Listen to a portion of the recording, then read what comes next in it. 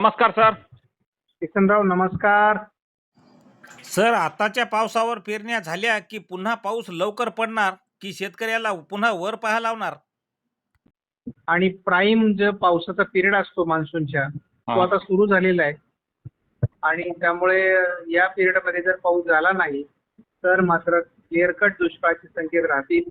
कारण हवामान मॉडेल सगळं अनुकूल आहे आणि तरी देखील पाऊस पडत नसेल तर मग ते आपलं फार मोठा धोक्याचा घंटा असणार आहे.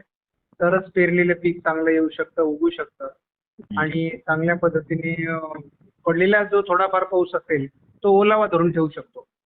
त्याच्यामुळे पुढचा अंदाज महत्वाचा आहे. आज 22 तारखेपासून आपण पावसाचा अंदाज दिलेला आहे.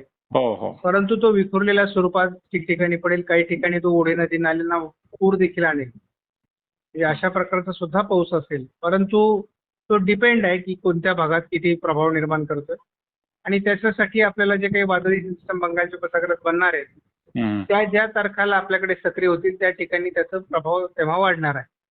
परंतु आपण निगेटिव्ह विचार नाही करायचा. शेतकऱ्यांना आपण असं सांगूया की आपल्याला पुढील 15 दिवसामध्ये संपूर्ण महाराष्ट्रामध्ये मान्सून व्यापेल, पेरणीयोग्य पाऊस होईल आणि सगळ्यांच्या पेरण्या होतील, हाच आपला अंदाज आहे.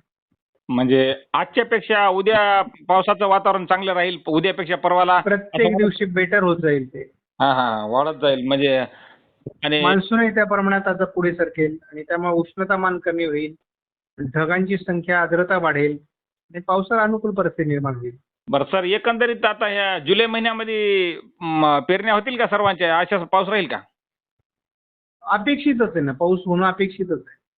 कारण आता इथून पुढे बंगालच्या उपसागरात कमी दाब निर्माण होतील आणि ते महाराष्ट्राच्या दिशेने येतील आणि बरोबर आपल्या काम भागेल एवढा पाऊस महाराष्ट्रात होईल.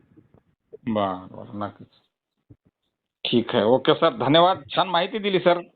ओके, धन्यवाद. धन्यवाद.